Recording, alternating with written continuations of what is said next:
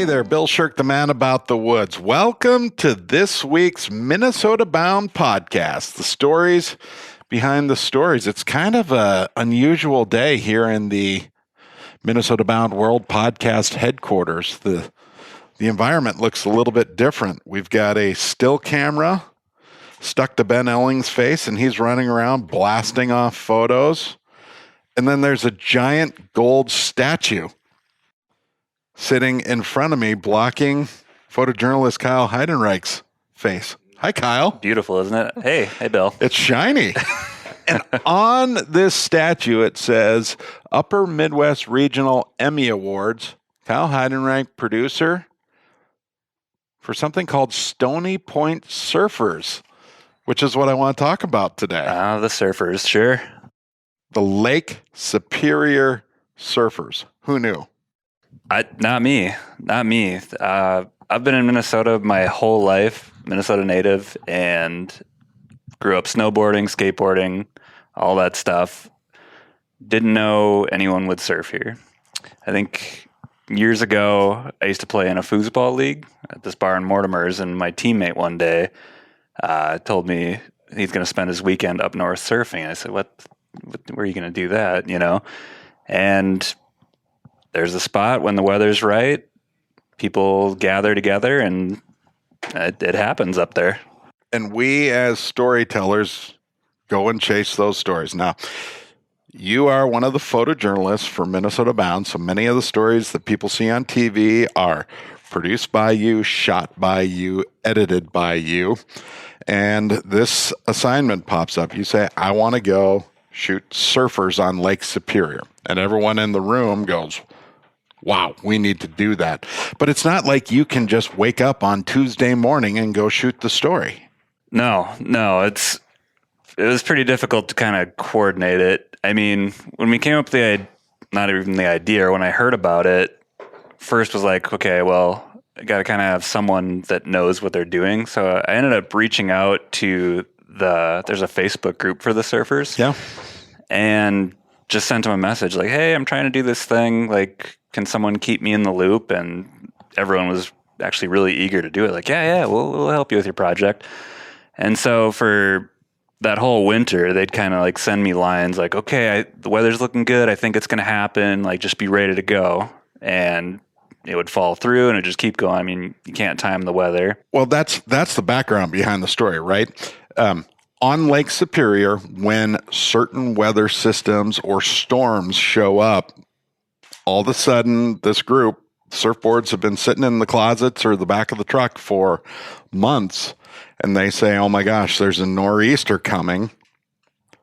It's happening tomorrow. We have to go. So these folks, their phones go crazy. They throw on wetsuits. They jump in their trucks and they zip to certain spots on Superior, and all of a sudden there are waves that are surfable. And that's what you guys were waiting for. Yeah. Yep. And yeah, I mean, it was kind of a tough thing to wait for because like our calendar doesn't really allow it. Like when we had our meeting and said like, well, normally you have a date for any given story, but for this one, you just kind of have to drop everything and go. Yeah. And so to schedule a photographer, Josh Bryant worked with us at the time, and when we we couldn't throw it on the calendar. Like, can anyone do this with me? And he just raised his hand. He's like, yep, I'll do it. Yep. Okay, all right, perfect.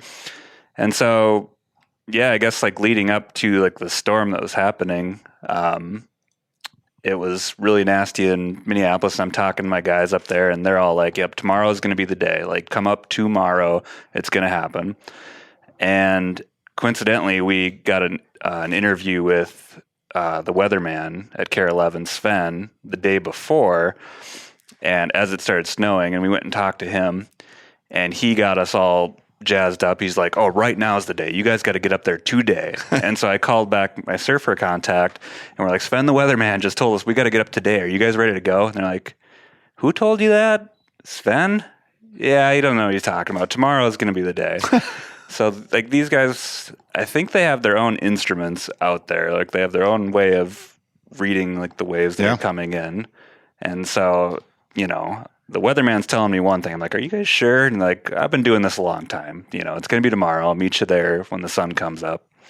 And so the storm kept getting worse and worse, and Josh and I think, got up at like 3 a.m. or something like that, just to give ourselves enough time to get up there before the sun came up. Which from Minneapolis to drive to Duluth, the far western end of Lake Superior, that's 3 hours. Plus you're trying to get up to Stony Point, which is the famous break for these guys, which is further. Yeah, a little further north. And so the storm was pretty nasty and plows were going all night.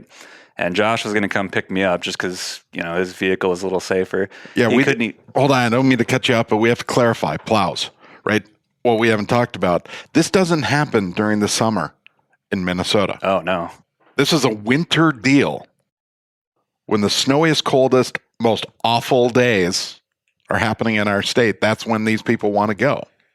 Oh, yeah. Right? Yep. Yeah.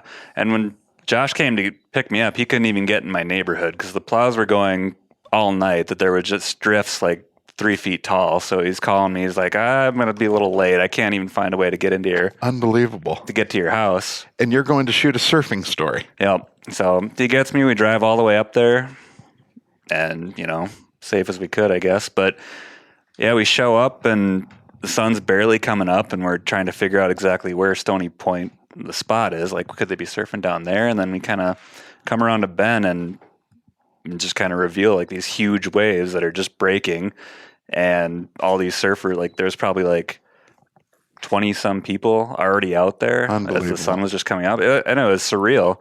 I'd never seen anything like that before. Temperature outside at this time? I think the car said 10, but then the wind's coming across the lake and just blasting you with, cold air.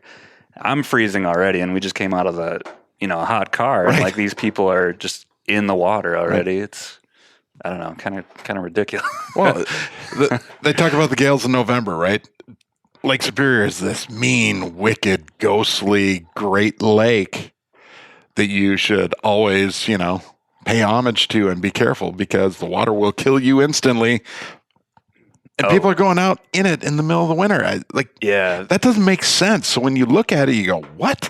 Yeah, these guys have a very, very healthy respect for the lake.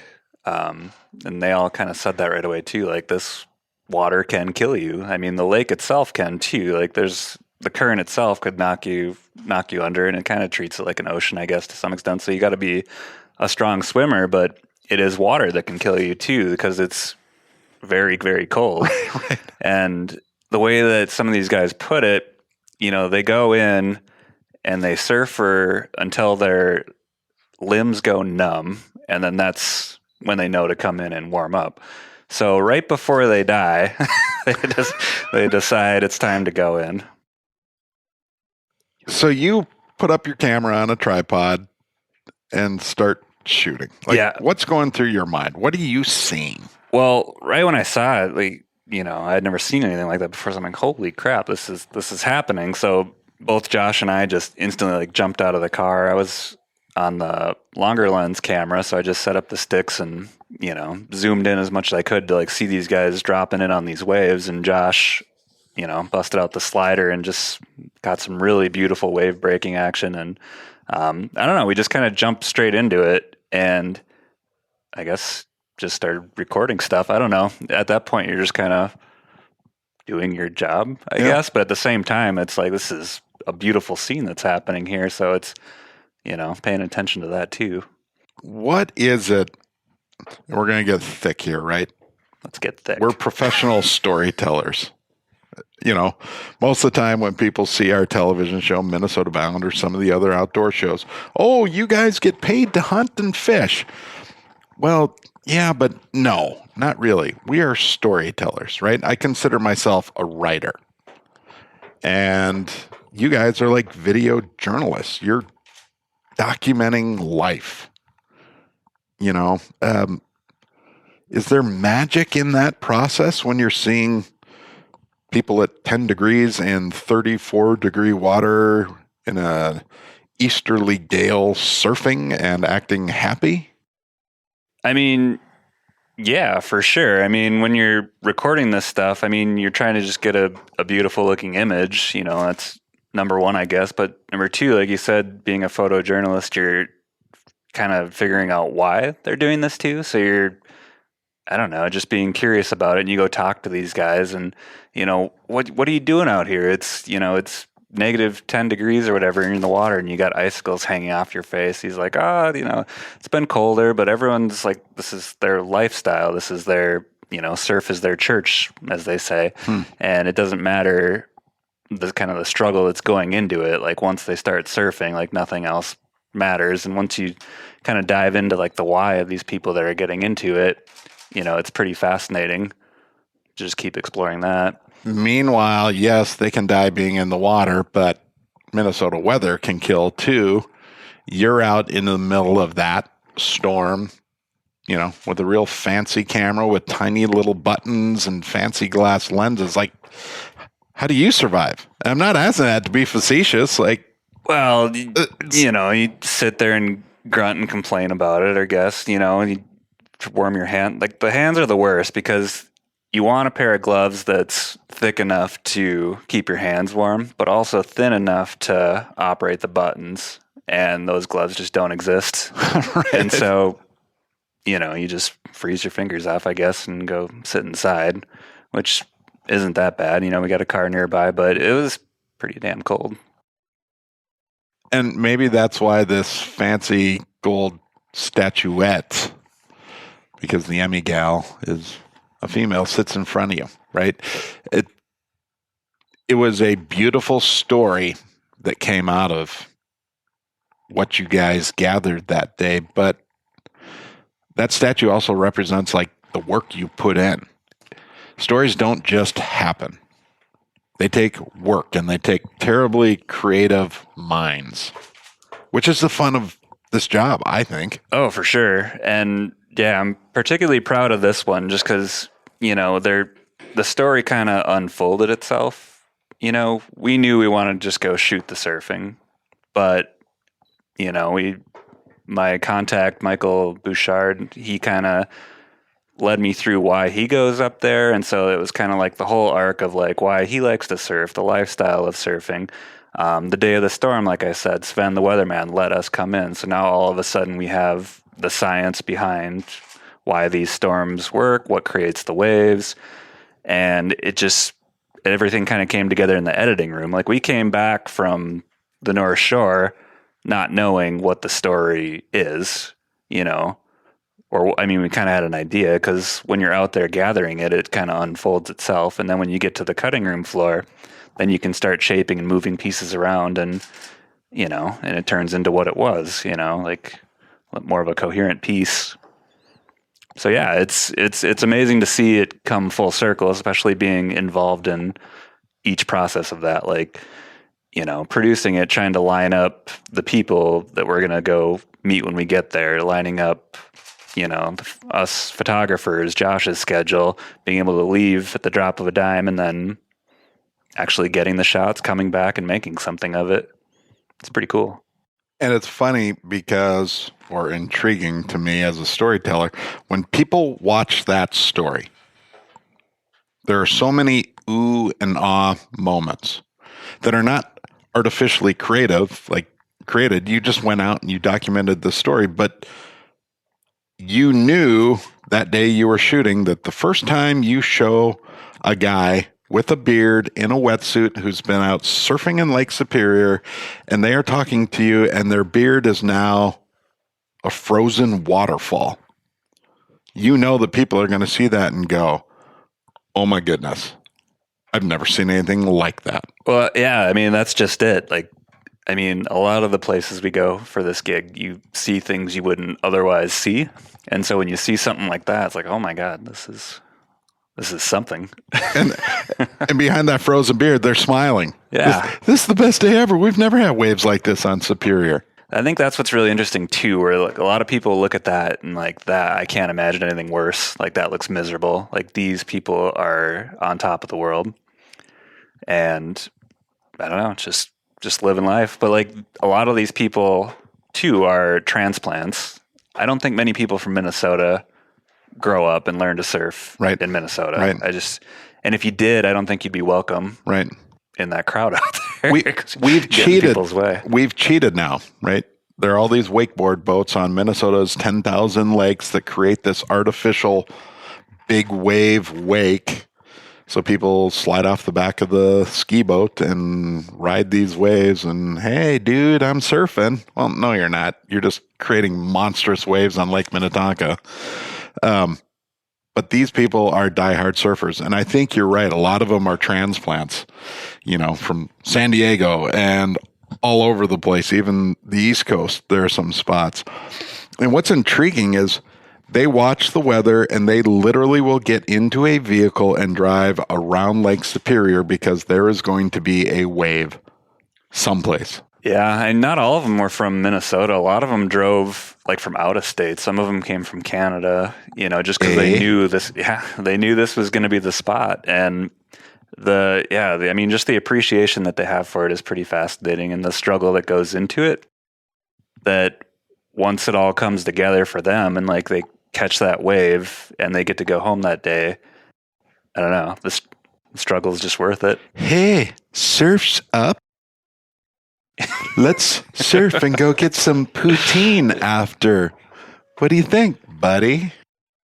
Love them Canadians. I'm making fun. I'm from Canada. But you got to play to the stereotypes. The University of Minnesota Duluth, they even have a college surfing club up there. Do they really? Yeah. So you can join and, for whatever. What's a school year? Say it's 180 days. For 179 of those days, they go paddle boarding, right? And then one day, surf's up and they go out and surf Superior. It's a pretty sweet club. It's pretty fun, yeah. To be young again, if I could handle it, right? Kyle, congrats on the Emmy Award. Oh, thank you. It's a cool looking statue, and we joke it looks like a amazing beer tap, right? But it is. That'd be a good idea. We are proud of that because it is what you guys do. Not everyone can pick up a camera and make people sit at home and watch a story that touches them emotionally, right? And that is what you do, and that is why you earned an Emmy. And that is so fun for us. And it's just so proud for us, to have that end result. Well, grateful that we get to do what we get to do, and it's fun to be a part of a team that's willing to go get this kind of stuff. Yeah. And you go get it and come near to death trying to document so that people can sit at home on the Barca Lounger on Sunday nights at 10:30 after the news on Care 11 and watch this neat little story and go, wow, that looks amazing. Ooh, that's tough. And you go, yeah, tell me about it. I lived it. Yeah, worth it. Day in and day out. So congrats. What is, Ron in the old days would say, you're only as good as your next story. What have you done for me lately? So what's your next great adventure? Do you have anything planned? I do, actually. This spring, I'm trying to do a climbing trip to Palisade, and I want to just kind of same process, just kind of document a crew of climbers and then send that rock, be just as beautiful as this overlooking Lake Superior. Oh my goodness. I'm a climber myself, so hopefully I'll get myself on that wall and get some good shots, and I don't know. So Palisade Head is the biggest rock you've ever seen. It's up on the North Shore. Everyone knows it because it was the cover of Fleet Farm catalogs for years and years. But it is a amazing stop where you walk up to the edge and literally stare straight down at Lake Superior. I climbed Palisade when I was much younger. I know. When you look at me, it just seems to defy all gravity and logic. But our scout troop, we used to take a bike trip.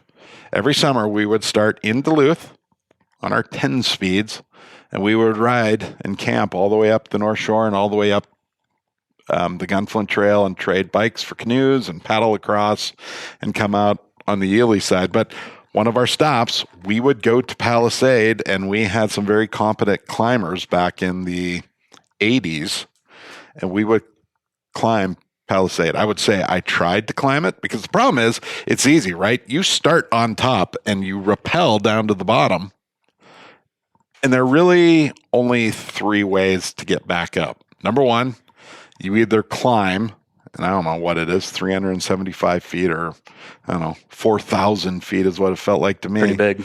A boat comes and picks you up if they can get to a rock, or they take you out in a coffin, right? Right. Those are the 3 ways. Suppose. And I can remember getting what felt like halfway up, and I was done.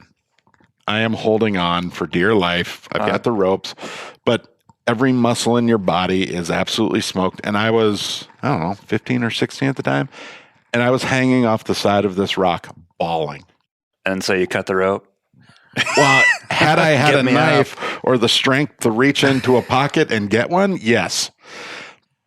But I can remember them up top, and maybe it was John Kinney or Phil Zietlow yelling down saying, you need to stop because there's only one way to do this, and we're not going to pull on the rope and hoist you. And so Did you finish it? I eventually made it up Palisade. Okay. Maybe we'll bring you back there. Yeah. I'll take pictures. How's that sound? Okay, there we go. Well, we'll look forward to that story. Congrats on the Emmy for Lake Superior surfers. And I hope you guys have kind of enjoyed listening to this story. This is the life we live. This is the everyday, the stories behind the stories of Minnesota Bound. And maybe that's why we have this podcast. We'll be back next week. In the meantime, you can get out on the World Wide Web. Ben Elling has been blasting photos. I've never seen a DSLR camera like that smoke. Look at that. I mean, 10,000 photos. Yeah, he's going nuts. And that's just what you people do. I love it. Thanks for listening to the Minnesota Bound podcast, Kyle. We always end our television shows by saying one thing. I'm going to let you say it today. Do you remember what it is? Introduce a kid to the great outdoors. That's how we roll.